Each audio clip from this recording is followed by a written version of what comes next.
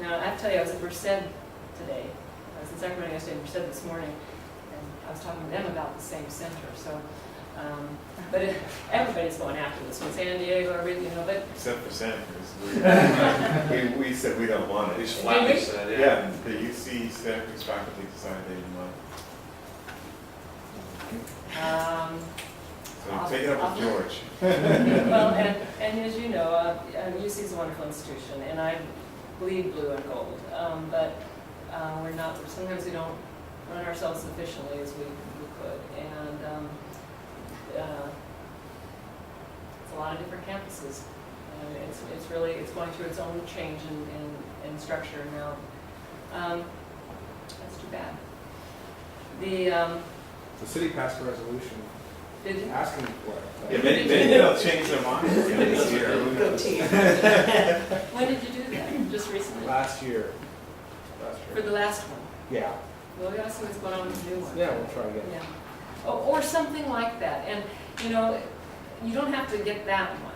Again, if you step back and you just look at what's in this region between NASA and Deep Sea and Embari and all the stuff, we could make a new one up. It's that kind of thing. So what can we put together? You know, what's compelling enough that we can make something out of this? So the last one I have on here is to share the lessons learned. So you sort of heard some of what I've been through, and we're on to Monterey Bay Crescent version 2, or Imagination Coast.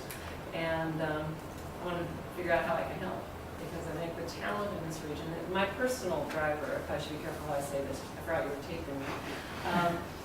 The gap, I think, between the research institutions and the issues that policymakers are dealing with is too huge. We have millions of dollars, billions of dollars going into the research institutions, and great work's being done.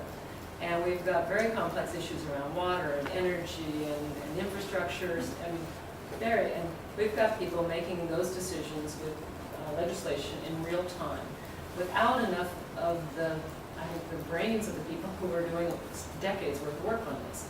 And we need to find a way to bridge that gap. And whether it's roundtables like this, or whether it's a fellowship we're trying to do in Sacramento now, where you can put PhD scientists in with the policymakers so they can see what it's like, you know, so they can start to think about their research and how do I make my research more useful. So you can hear, I get excited about that. It's something has to happen, because the problems are big right now, and they're getting bigger and faster, and we need all the best minds we can get to the table. So The problem is, even though you put the people that have the knowledge there, it doesn't mean nobody's going to listen to them. well, And that's what the real issue is. And whether they will listen to them or whether they can't be heard because of the way they're communicating their message is part of it. And I think part of it is a style and a culture and a language, and just not knowing what the other one needs to hear. And that's where I go back to this concept of a catalyst or facilitator, or somebody who helps bridge that gap. And you know, it's different time scales. They work on decades, you guys work on days. You know, so it's a very different time scale and a very different perception. I think, actually I had more thoughts. Darn it, I forgot. So you heard me say this. I think it's still here. And also, we were trying all those years ago. I think we've made progress. We have more dots on the map. We have more relationships around the bay. And here are some of the things we just talked about: the regional news stories, regional branding.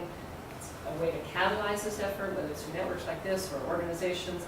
And somebody or something needs to stand up and take on the leadership mantle.